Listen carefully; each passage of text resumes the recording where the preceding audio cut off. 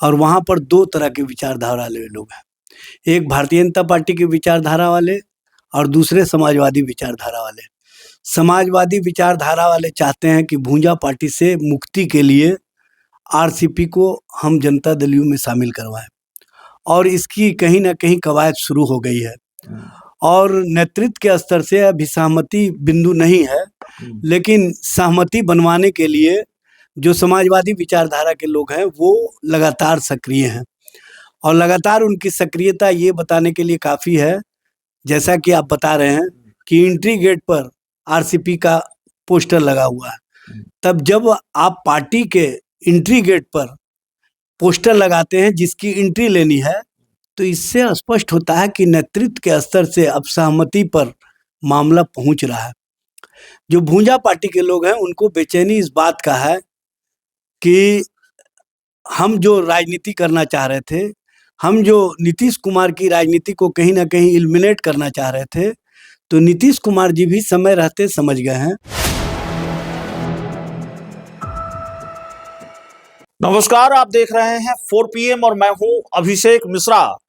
देखिए, एक तरफ जेडीयू के पूर्व राष्ट्रीय अध्यक्ष की जेडीयू में घर वापसी को लेकर जेडीयू के बड़े नेता और केंद्रीय मंत्री ललन सिंह का बयान आया। उन्होंने कहा कि जेडीयू को जरूरत नहीं है आरसीपी सिंह की, जिन्होंने जेडीयू को 43 पर ला दिया।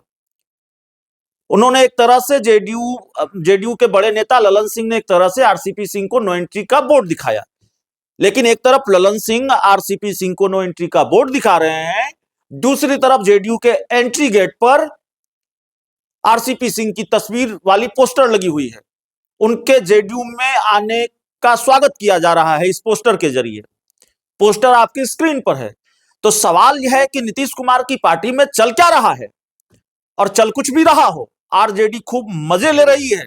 इस वक्त हमारे साथ आरजेडी के प्रवक्ता एजाज अहमद साहब हैं, जो ये दावा कर रहे हैं कि इस मामले में जेडीयू दो फार है। तो आज हम इनसे बात करने आए हैं इस पूरे मामले पर।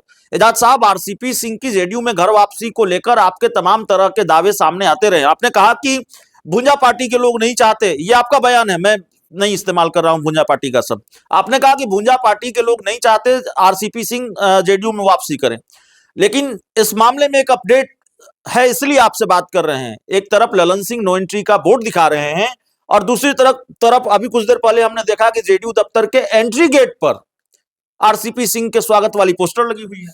देखिए, जनता दल यू का ये अंदरूनी मामला है, लेकिन जनता दल यू के अंदर जिस तरह का खेल चल रहा है, जिस तरह से नूरा कुश्ती शुरू हो गया है, ये स्पष्ट रूप से दिखने लगा है।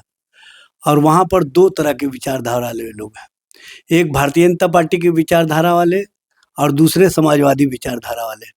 समाजवादी विचारधारा वाले चाहते हैं कि भूंजा पार्टी से मुक्ति के लिए आरसीपी को हम जनता दल यू में शामिल करवाएं और इसकी कहीं ना कहीं कवायद शुरू हो गई है और नेतृत्व के स्तर से अभी सहमति बिंदु नहीं है, लेकिन सहमति बनवाने के लिए जो समाजवादी विचारधारा के लोग हैं वो लगातार सक्रिय हैं और लगातार उनकी सक्रियता ये बताने के लिए काफ़ी है, जैसा कि आप बता रहे हैं कि एंट्री गेट पर आरसीपी का पोस्टर लगा हुआ है।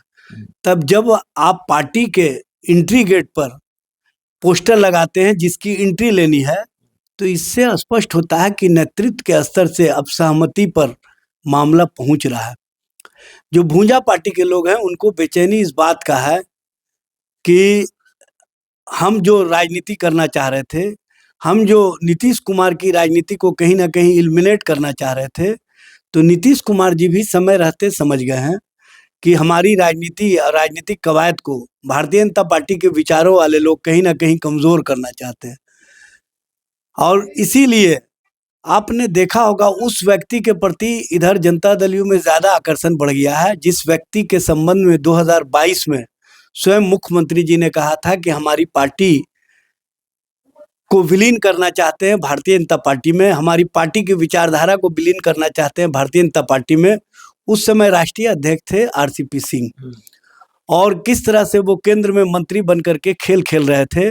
समय रहते नीतीश कुमार जी ने लालू जी से और तेजस्वी जी से मिल करके कहा कि आप हमारे राजनीतिक अस्तित्व को बचा लीजिए, आप हमारी पार्टी को बचा लीजिए।